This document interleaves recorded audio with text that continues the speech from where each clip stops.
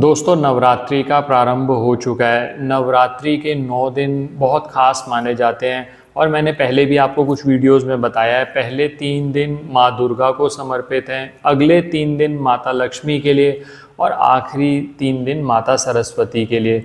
तो दोस्तों धन संबंधी अगर आपको बहुत ज़्यादा समस्याएं आ रही हैं तो नवरात्रि में उपाय करना बहुत ज़्यादा लाभदायक माना जाता है। और वैसे भी दोस्तों नवरात्रि में ऐसे ग्रहों की ऊर्जा होती है, माता का वरदान लेना हो इन 9 दिनों में तो बहुत आसान है आपके लिए। आज मैं एक छोटा सा उपाय आपके लिए लेकर आया हूँ। नवरात्रि में धन लक्ष्मी पोटली बनाना घर पर ही। हमने दिवाली पर पोटली ये दी थी लोगों को। अब जिन लोगों ने हमसे पोटली ली थी उस समय पर पोटली आपने स्थापित करी थी, आपको कुछ और करने की ज़रूरत नहीं है। लेकिन बहुत सारे लोग ऐसे थे, क्योंकि हमने बहुत लिमिटेड ऑर्डर्स ही लिए थे, तो वो पोटली बना नहीं पाए थे। अब ये जो दिन है नवरात्रि के, ये बहुत ख़ास है, इसी में पोटली बना लो। क्या क्या सामान चाहिए, आसान आसान चीज़ें मैं आपको बताऊंगा। जितना भी लाभ आप उठा सकें इन चीज़ों का उठाइए। कर्ज संबंधी समस्या आ रही है, कर्ज उतर नहीं पा रहा, या धन आता है टिकता नहीं है, रुका हुआ है कहीं पे पैसा फंस गया है, तो ये पोटली ज़रूर आप स्थापित करें नवरात्रि पे। ये जो पोटली होगी ना दोस्तों, ये अगली दिवाली तक, ये जो आने वाली दिवाली है तब तक आप रखिएगा। फिर दिवाली के समय हम वीडियोस आपके साथ शेयर करते हैं, और जो लोग हमसे जुड़े हुए हैं वो पहले से ही धन लक्ष्मी पोटली बुक करा लेते हैं। उसमें जो सामान होता है वो ऑब्वियसली हर चीज़ आप एनर्जाइज नहीं कर पाएंगे, तो मैं कुछ ऐसे आसान आसान चीज़ें बता रहा हूँ जो आप रख सकते हैं इस पोटली में, और इसका लाभ भी आपको मिलेगा। अंत तक हमारे साथ बने रहें। मैं विकास मल्होत्रा स्वागत करता हूँ आपका लाल किताब एस्ट्रो सेंटर चैनल पर।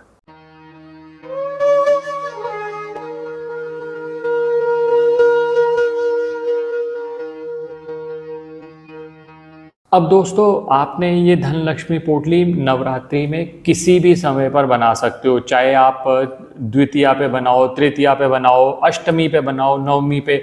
लेकिन जब भी आप बनाओगे, मान लो आपने तृतीया पे बनाई, तो 9 दिन तक जो बाकी 6 दिन बचे हुए हैं उसमें ये जो पोटली बनाकर आप अपने घर के मंदिर में रखेंगे।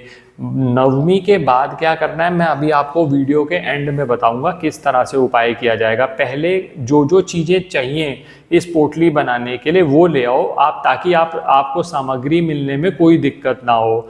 सबसे पहले तो एक लाल कपड़ा चाहिए होगा, बढ़िया सा लाल कपड़ा ले आइए जिसके अंदर आप सारा सामान रखेंगे। आपके लाभ के लिए साइड में उनकी फ़ोटोज़ भी दे दी हैं, जो जो चीज़ें मैं आपको बोल रहा हूँ, ताकि कोई भी कन्फ्यूजन की गुंजाइश ना रहे।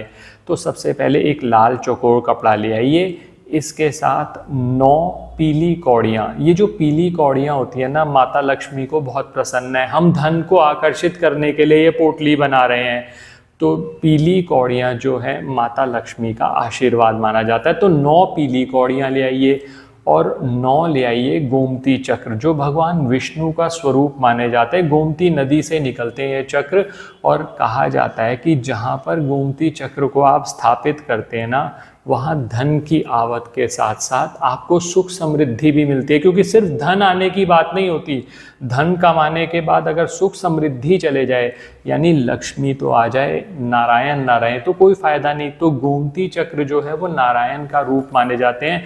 तो 9 गोमती चक्र रख लेंगे।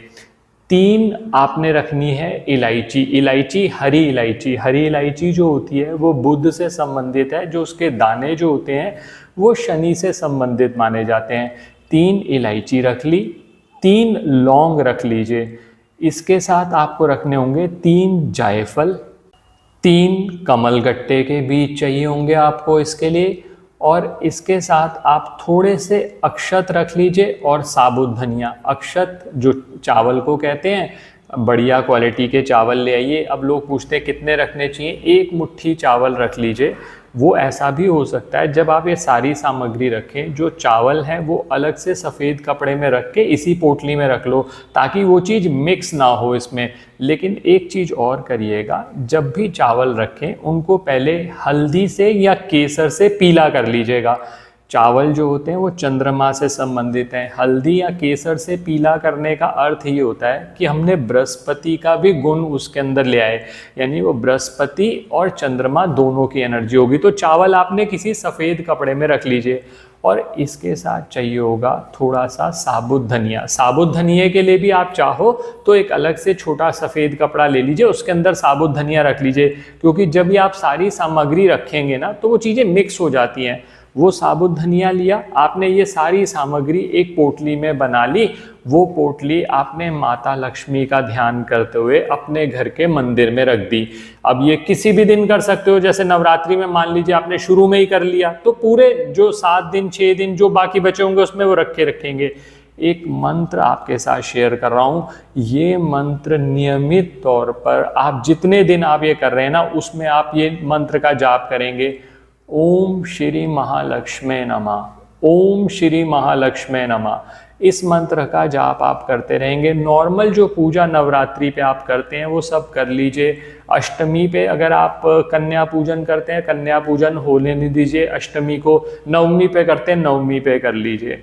अब जब नवमी, जिस दिन नवमी होगी उस दिन रामनवमी भी है इस बार, तो आप क्या करेंगे, उस पोटली को उठाकर आप अपने धन रखने के स्थान पर रख लेंगे। एक छोटा सा कार्य और करना दोस्तों, जब आप पोटली को जिस दिन स्थापित कर रहे हैं, यानी अपने धन रखने के स्थान पर आप रख रहे हैं, उस दिन एक ये जो मैंने मंत्र बताया था, ओम श्री महालक्ष्मी नमः, मंत्र का लिंक डिस्क्रिप्शन में भी दिया हुआ है, हमारे म्यूजिक चैनल पर है।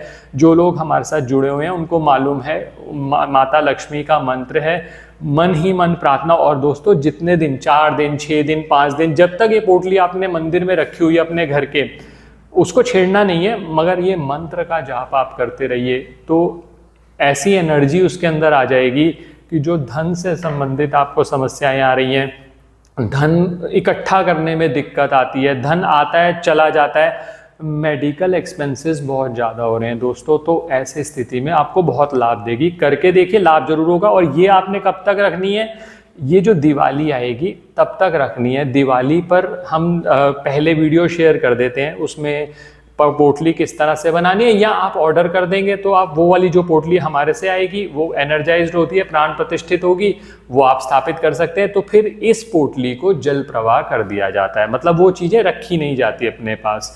ये ध्यान रखिएगा। आशा करता हूँ दोस्तों वीडियो पसंद आया होगा। अगर वीडियो पसंद आया तो लाइक करें, बाकी लोगों के साथ भी शेयर करें, और माता लक्ष्मी के दरबार में उनका मंत्र ओम श्री महालक्ष्मी नमः या जय महालक्ष्मी जरूर लिखें। धन्यवाद दोस्तों।